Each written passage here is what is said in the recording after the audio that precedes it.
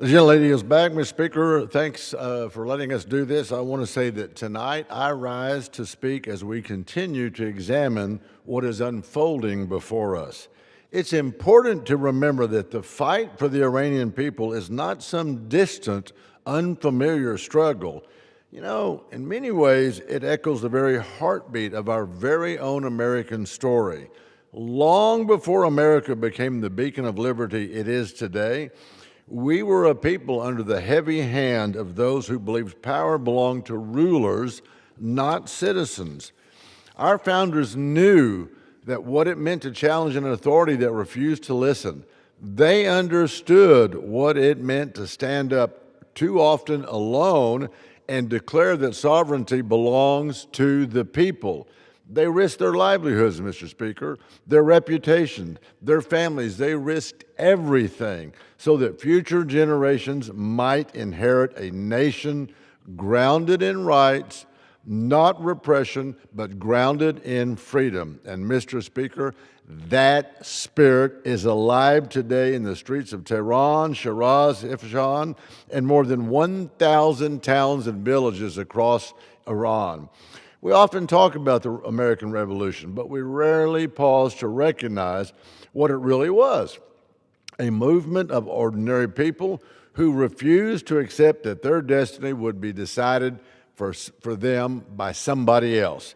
They believed they had a God-given right to shape their future, and that is precisely what the people of Iran believe today.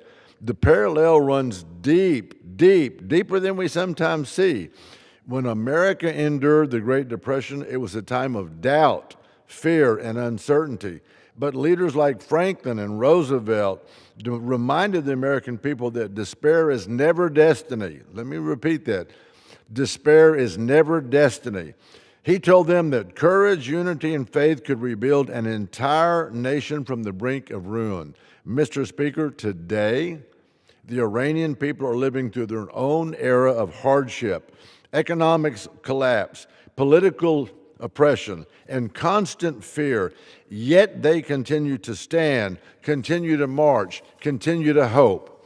When the free world faced aggression in the 20th century, voices like Winston Churchill refused to surrender to hopelessness. He spoke truth when others stayed silent. He strengthened resolve when others faltered. He understood that a single courageous leader, speaking plainly, boldly, and without apology, could ignite the moral energy of millions.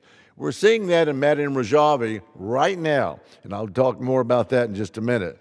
The same need exists today for the Iranian people.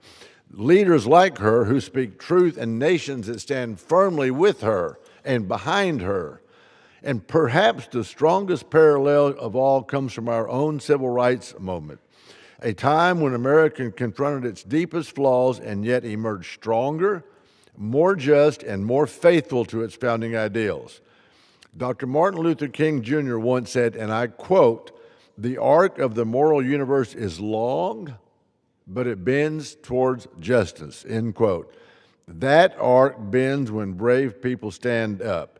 It bends when people refuse to be silenced. And it bends when free nations lend their voice to those who have been denied one. Mr. Speaker, that's what we're witnessing in Iran today. A movement not controlled by foreign powers, not directed by political elites, but born from, quote, unquote, the ordinary people of Iran who simply want the dignity God intended for them. And let me say this plainly. The return of sovereignty in Iran will come from the Iranian people themselves. They will write their own destiny. They will determine their own future. America must stand with them, not to orchestrate their path, but to affirm it, not to impose our own will, but to support their right to express theirs. That's why I'm behind Miriam Rajavi, because we know from our own history that when people rise for freedom, the greatest thing the free world can do is stand beside them. She's got a 10-point plan, Mr. Speaker. Let me just read that 10-point plan. Number one, rejection of the Velafati, absolute cleric rule. Affirmation of the people's sovereignty in a republic founded on universal suffrage as well as pluralism. Number two, freedom of speech, of political parties, freedom of assembly, freedom of the press and the internet, dissolution and disbanding of the Islamic Revolutionary Guard Corps, IRGC, the terrorist Quds Force, plainclothes groups, the unpopular Ba'athi, the Ministry of Intelligence, Council of the Cultural Revolution, and all suppressive patrols and institutions in cities, villages, schools, universities, offices, and factories. Mr. Speaker, we heard the gentlelady from Oregon say a while ago about women getting their rights, girls getting their rights.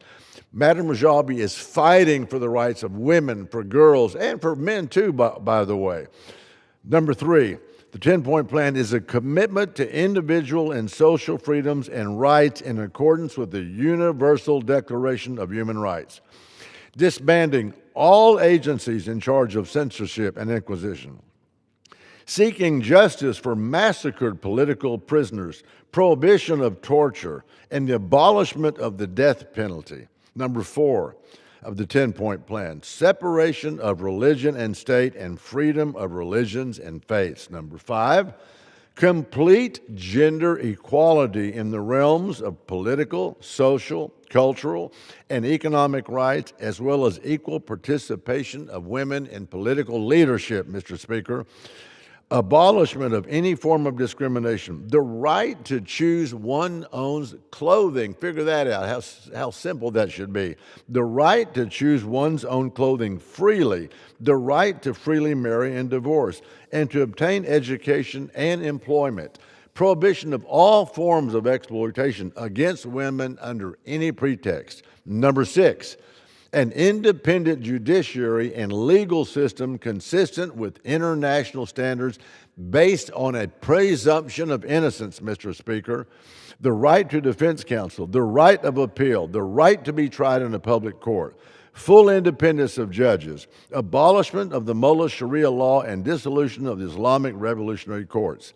Number 7, autonomy for and the removal of double injustices against Iranian nationalities and ethnicities consistent with the NCRI's plan for the autonomy of Iranian Kurdistan. Number 8, justice and equal opportunities in the realms of employment and entrepreneurship for all of the people of Iran in a free market economy.